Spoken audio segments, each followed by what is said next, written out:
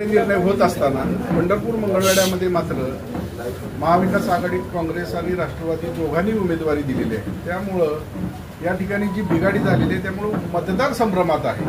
तर हा जो संभ्रम आहे हे संभ्रम दूर करणं गरजेचं आहे। मतदारांनी खरं तर संभ्रमित होण्याची आवश्यकता नाही। महाविकास आघाडीकडून राष्ट्रवादी काँग्रेस शरदचंद्र पवार पक्षाचे अधिकृत उमेदवार विजय सावंत हेच आहेत आणि आपण त्यांनी काँग्रेसकडून अर्ज भरला त्याचं खरं तर एक वैशिष्ट्य आहे की त्यांनी दोन्ही पक्षांकडे मुलाखती दिल्या होत्या। असं सहसा राजकारणात कधी ऐकिवात येत नाही आणि त्यामुळे इतका जो काही प्रवास होतोय म्हणजे पोटनिवडणूक राष्ट्रवादी काँग्रेसकडून लढून नंतर BRS मध्ये प्रवेश करून पुन्हा BRS मधून येऊन राष्ट्रवादी आणि काँग्रेस दोघांकडेही उमेदवारीसाठी मुलाखती देणं, मला वाटतं यामध्ये पंढरपूर मंगळवेढ्याचा मतदार हा सुज्ञ आहे आणि हा सुज्ञ मतदार नक्कीच राष्ट्रवादी काँग्रेस शरदचंद्र पवार पक्षासाठी तुतारी वाजवणाऱ्या माणसाचाच बटन दाबेल याचा मला विश्वास आहे। सर, अनिल सावंत यांना ताकद देण्याकरता शरद पवार किंवा सुप्रियाताई सुळे यांच्या पुण्यात सभा घेत आहे जयंत पाटील यांच्या। सुप्रियाताईंच्या सभेचा जो प्लॅनिंग आहे त्याचा विचार सुरू आहे कारण एकूण जवळपास 87 जागी आपण लढवतो आहोत आणि त्यामध्ये हे करत असताना आज मी आवर्जून खरं तर आज एकूण 6 सभा आहेत। या 6 सभा असतानाही या मतदारसंघामध्ये एक वेगळा नॅरेटिव्ह पसरवण्याचा प्रयत्न केला जातोय आणि हा नॅरेटिव्ह माझं इथे उपस्थित असणं हाच हा नॅरेटिव्ह फोडण्याचं एक सक्षम तुम्हाला उत्तर आहे। कारण एकूण 87 जागा लढत असताना इतक्या ठिकाणी सगळ्या नेत्यांना पोहोचणं हे खरं तर अवघड होतं, परंतु आज मी स्वतः 6 सभा दिवसाला घेतोय। त्यातून आदरणीय पवार साहेबांची सभा किंवा सुप्रियाताईंची सभा कशी मॅनेज करतील याचा आमचा प्रयत्न सुरू आहे। अनिल सावंत गणपताबा देशमुख यांच्यानंतर त्यांची पहिल्यांदा निवडणुकीच्या रिंगणात आहे, तिथं देखील आघाडीत बिघाडी झाली।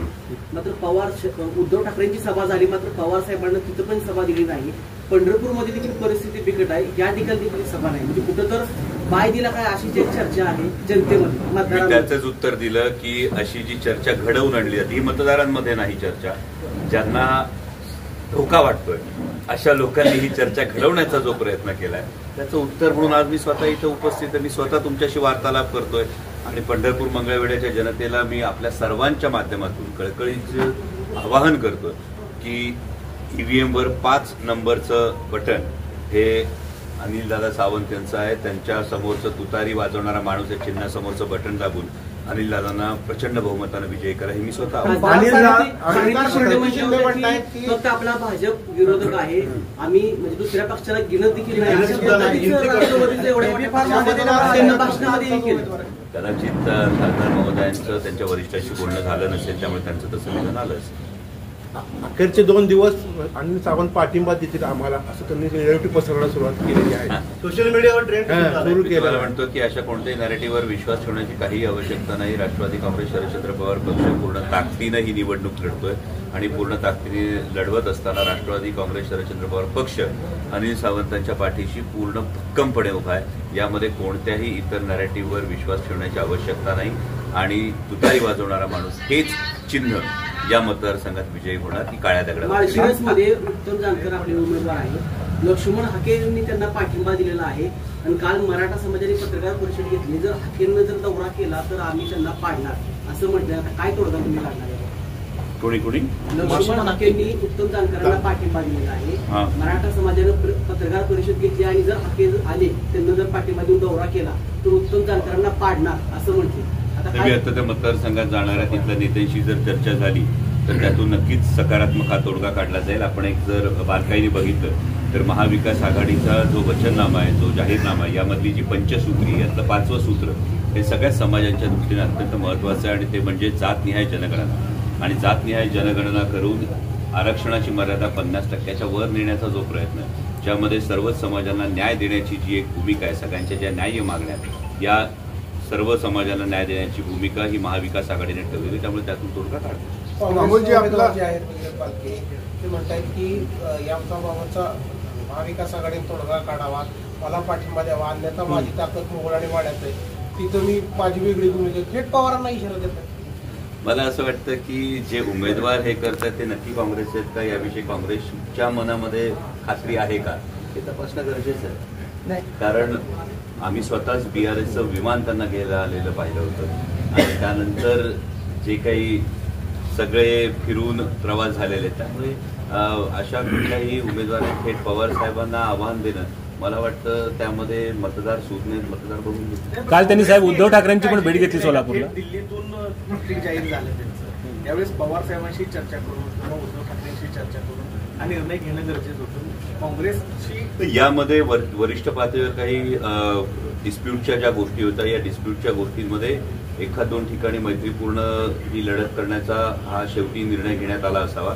कारण जागा वाटपाला हा विलंब होत होता आणि या विलंबामुळे महाविकास आघाडीची सत्तेत येताना दिसते त्याला कुठेतरी गालबोट लागू नये यासाठी हा निर्णय घेण्यात आला. त्यांचं म्हणणं असं पवार साहेबांकडे आम्ही गेलो होतो पण काही चुकीच्या लोकांनी चुकीचे संदेश दिल्यामुळे मला उमेदवारी मिळाली नाही असं त्यांचा थेट आरोप आहे. ते कबूल करतात. त्यांनी 2-2 पक्षांकडे उमेदवारीसाठी मुलाखत दिली. खासदार म्हणतात पण आम्ही आधी फॉर्म आधी दिला आमची उमेदवारी अगोदर आम्ही आधी फॉर्म दिला होता. आमची उमेदवारी आधी मला दिली. वाटतं की खासदार महोदयांचा जो प्रश्न आहे तो आपण खासदार महोदयांना विचारलं तर जास्त बरं पडेल. अमोलजी, आपण राज्यभर फिरतायत, राज्यभरामध्ये वातावरण कसं आहे? महाविकास आघाडीची शक्यता आहे का? शक्यता नाही, खात्री आहे.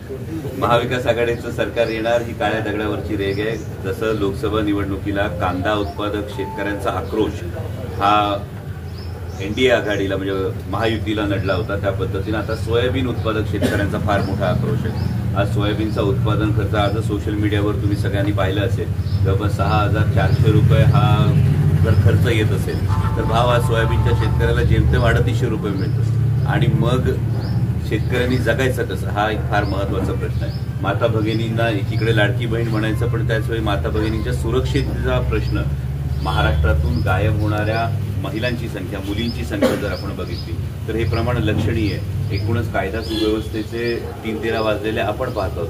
महाराष्ट्र राज्याच्या तिजोरीत खडखडाट आहे. महाराष्ट्रावर आता 8.5 लाख कोटी रुपयांचं कर्ज आहे आणि या अशा परिस्थितीमध्ये दुसरा महत्वाचा प्रश्न राहतो तो बेरोजगारीचा राहतो. सातत्यानं रोजगार हे पळवले जातात, इतर राज्यांमध्ये जातात आणि इतर राज्यांमध्ये रोजगार जात असताना वेदांता फॉक्सकॉन असेल, टाटा एअरबस असेल, बल्क ट्रक पार्क असेल, एकामागून एक प्रोजेक्ट गेले पण महायुती सरकार एकही प्रोजेक्ट महाराष्ट्रात आला हे सांगत नाही. त्यामुळे त्यांचे दिल्लीचे जे नेते प्रचारासाठी येतात, माननीय पंतप्रधान आज येत आहेत, माझी आपल्याला विनंती माननीय पंतप्रधानांना जरूर विचारा की आमच्या तरुणांच्या नशिबातून bulk truck park, Tata Airbus, Vedanta Foxconn तुम्ही घेऊन गेलात पण मागच्या 2.5 वर्षाच्या असंविधानिक सरकारच्या काळामध्ये असा कोणता प्रोजेक्ट बाहेरच्या राज्यातून तुम्ही महाराष्ट्रात दिला? कोणत्या नैतिकतेनं माननीय पंतप्रधान मत मागायला? काही सर्वे आता समोर आलेले आहेत. महायुतीचं सरकार आहे पण त्या 2-2.25 वर्षाच्या काळातले एकही काम न सांगता 2 महिन्याची लाडकी बहीण योजनेचा प्रचार केला. नक्की काय हे महायुती सरकारचं अपयश ते अधोरेखित करतात. कारण 2-2.25 वर्ष काय नेमकं काम झालं?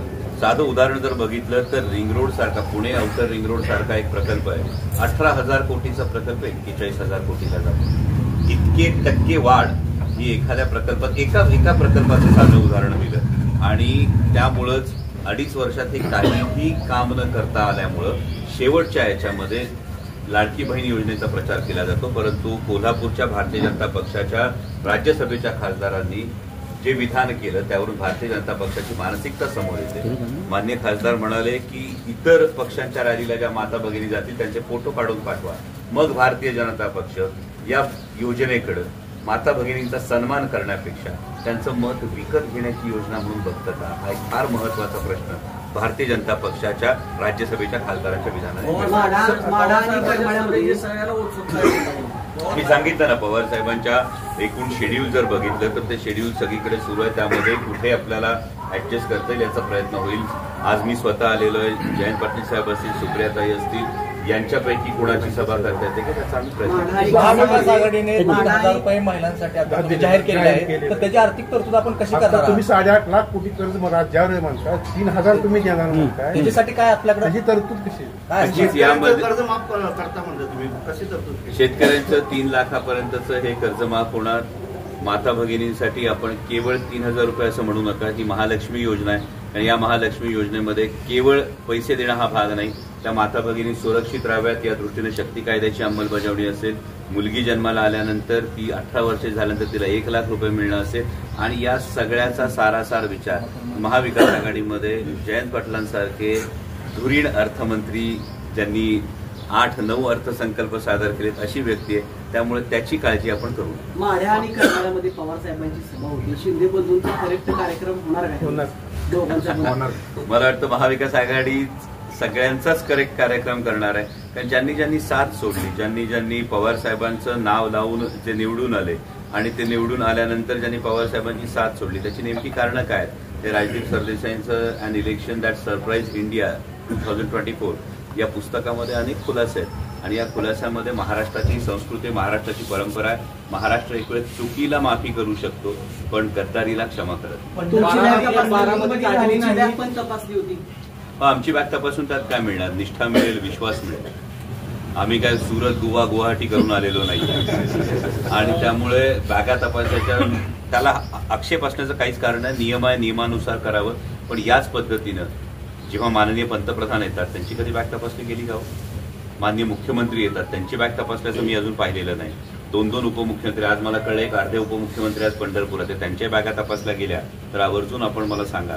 कारण ज्या गाड्या पकडल्या गेल्या मागे खेड शिवापूरला जी गाडी पकडली गेली ती कोणत्या पक्षाची होती हे जर आपल्याला समोर पाहिलं तर अनेक ठिकाणी ही चर्चा आहे की दिवाळीला आपण लक्ष्मीपूजन केलं पण आता कदाचित 20 तारखेच्या आसपास वेगळं लक्ष्मी दर्शन सुद्धा हे केलं जाणार आहे. पण महाराष्ट्राची जनता स्वाभिमानी आहे. महाराष्ट्र हा विकला जात नाही, महाराष्ट्र हा झुकत नाही आणि त्यामुळे ही महाराष्ट्र धर्म जागवण्याची निवडणूक आहे. महाराष्ट्र स्वाभिमानानं उभा. काल आलेल्या सर्व्हेमध्ये महायुती कुठेतरी सत्तेवर येताना काल जो आलेला सर्व्हे आहे हा सर्व्हे करणारी कंपनी जी आहे ही कंपनी काही महिन्यांपूर्वी माननीय गौतमभाई अदानी यांनी विकत घेतलेली कंपनी. त्यामुळे आपण जो सर्व्हे सांगता ही कंपनी आधी अनिल अंबानींची होती आणि ती आता गौतमभाई अदानी यांनी विकत घेतलेली आहे. आणि मग एखाद्या उद्योगपतीची हजारो कोटींची